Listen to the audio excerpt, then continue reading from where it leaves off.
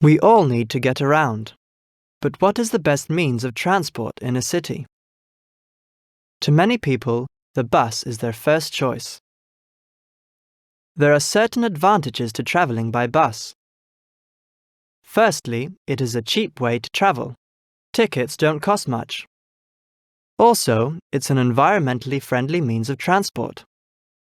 This is because when people take the bus, there are fewer cars on the roads. On the other hand, there are drawbacks to traveling by bus. First of all, they can be tiring. Journeys can take a long time. Secondly, they can be crowded. There can be lots of passengers on popular routes. To sum up, there are arguments both for and against traveling by bus. Although buses are cheap and environmentally friendly, they are better for short journeys. For longer journeys, it is better to use a form of transport that is less tiring and less crowded.